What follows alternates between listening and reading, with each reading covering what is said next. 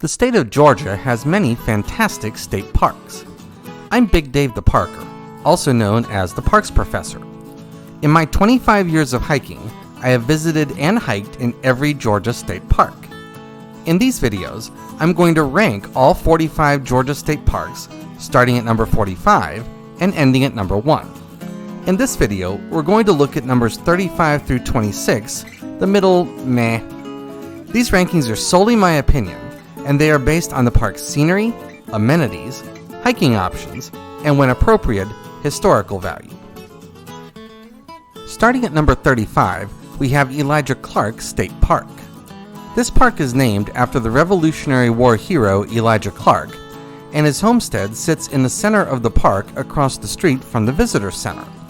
The park has 2 hiking trails, one short and one a little longer. It also has a nice shady campground and a scenic location on Clark's Hill Reservoir, along with the boat ramps and the usual aquatic amenities. In some sense, this is a standard lakeside park, but it ranks a smidge higher than the previous lakeside parks due to the Elijah Clarke historical value. Marching in at number 34, we find General Coffee State Park. This park is similar to its fellow South Georgia park Reed Bingham State Park that we saw in the previous video. Like Reed Bingham, this park features plenty of wetlands, but this park also features some drier gopher tortoise habitat. It also has more trails and more camping, including 13 miles of bridle trails.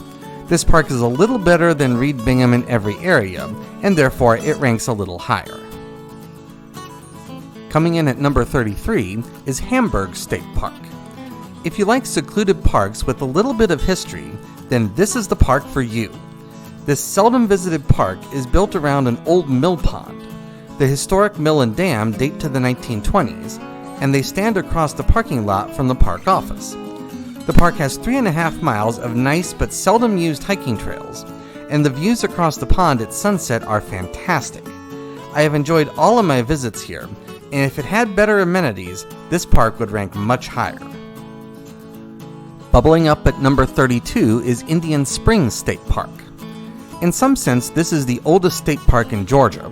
It has been in public hands since 1825. This park's centerpiece is its namesake spring.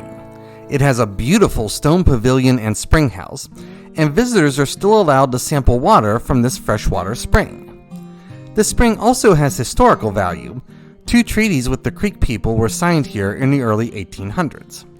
The park is only 528 acres in size, and the amenities are not great. It has a nice campground, but only one short trail. What is at this park is really nice, I just wish there was more here. Standing tall at number 31 is Georgia Veterans State Park. Perhaps the most unique thing at this park is its artillery display. Aircraft, vehicles, and military weapons from the Revolutionary War to present are on display here for visitors to see. This park also has a large campground, a golf course, a model airplane field, and a few trails that wind along some bald cypress wetland. It does not have enough hiking options to be a top-tier park, but it is a nice place to spend a day or two, especially in the winter. Before we enter the top 30, I want to thank you for watching this video. If you like this sort of video, please click the thumbs up and subscribe buttons. That helps other people find this video and encourages me to bring more of this sort of thing your way. Moving up to number 30, we find George T. Bagby State Park. This is another lakeside park. It is located on its namesake lake on the Chattahoochee River in southwest Georgia. The amenities set this park above the previous other lakeside parks.